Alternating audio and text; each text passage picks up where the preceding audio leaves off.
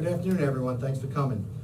We're here today with our law enforcement partners, who I'm going to be introducing in a moment, to announce the arrest of a 16-year-old on charges of making a terroristic threat, as well as aggravated harassment for posting a message on social media suggesting that there be a mass shooting incident at Bellport High School. That threat was made on Wednesday evening, and thanks to the intervention by the Suffolk County Police Department, with assistance from my office as well as the FBI, that individual was in custody by the next day.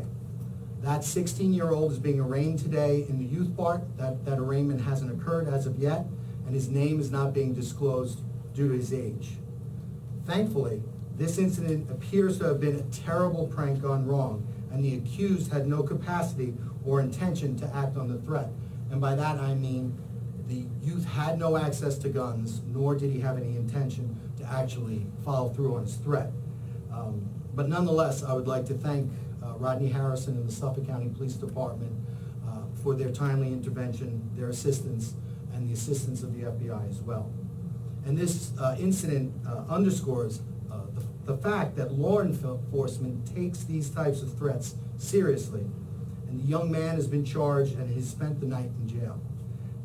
Therefore, this should be a cautionary tale for anyone thinking they could issue threats of this type online. Be aware.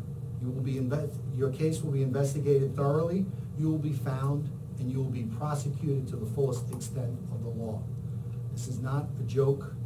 This will be taken serious, and you will be prosecuted. Now, notwithstanding the result of this case, it's clear that in light of recent events, that we as a community need to ensure that we are doing all that we can to keep our children safe. And that's why I'm standing with our law enforcement partners to announce a school safety summit that is going to be commenced within the next month. And with regard to our law enforcement partners, we're standing with our state and federal law enforcement partners, Police Commissioner Rodney Harrison, who's standing to my left, Under Sheriff Kevin Catalina of Sheriff Errol Toulon's office, New York State Troopers from Major George Moll's Troop L Squad, Special Agent Eric Silverman of Homeland Security Investigations. All of these agencies are going to be participating in this summit, as well as the FBI, East End Police Chiefs, as well as other law enforcement agencies. But not only will we be including our law enforcement partners in this summit, we are also going to be including civilian and school personnel. We will be inviting school superintendents from all Suffolk County schools to participate, principals, mental health professionals, teachers, and parents as well.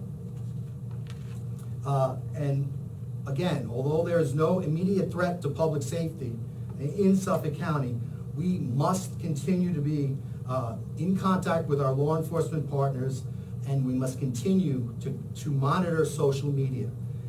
In fact, it was a social media tip in this incident that led to the arrest and the timely intervention. And we need to ensure that there's proper practice going forward with all our stakeholders with regard to active shooting cases in schools. Active shooters don't typically snap. Historically, there's a slow buildup. It's called leakage, where intent is leaked either through friends or on social media, and we need to be aware of that, not only law enforcement, but our civilian and school partners as well. These incidents need to be paid attention to, they need to be reported, and we need to investigate. We need to run every single one of these things down to make sure that our children are safe. The key is communication, and that's hence the reason for the summit. Our Suffolk County law enforcement partners, especially the Suffolk County PD, are specifically trained and equipped to deal with active shooter threats. They have emergency response plans in place in advance of potential events throughout the county, and they have the equipment to rapidly make entry and confront the shooter. But we need to make sure all of our stakeholders, law enforcement, school, and parents are on the same page with regard to these incidents. During the summit, we will discuss strategies to prevent such active shooting incidents and to mitigate the damage should, God forbid, they occur. This can be done in a myriad of ways. We could have active shooting investigation and prevention, active shooting training, but most importantly of all, we must continue the communication. We must have that communication between my office, our law enforcement partners, and our partners in the school system, as well as parents. And most importantly of all of our partners must have a plan in place before a tragedy unfolds. We've been vigilant in that, but this summit will ensure that all over Suffolk County and all the school districts in all the schools, such a plan is in place. So once again, I would like to thank the Suffolk County Police Department and our law enforcement partners for coming to this very important press conference. And with that, I'll give the mic to Police Commissioner Rodney Harrison, who I believe has some words. So good afternoon, and I'm going to pass over the investigative steps to our acting Chief of Detectives, John Raymond. But a couple of things here I want to share with everybody. The first thing is the reason why we were able to make an arrest in a very timely manner was because people saw something and he said something. That's going to be very important going to the future in order for us to make this safe. The second thing is our partnerships.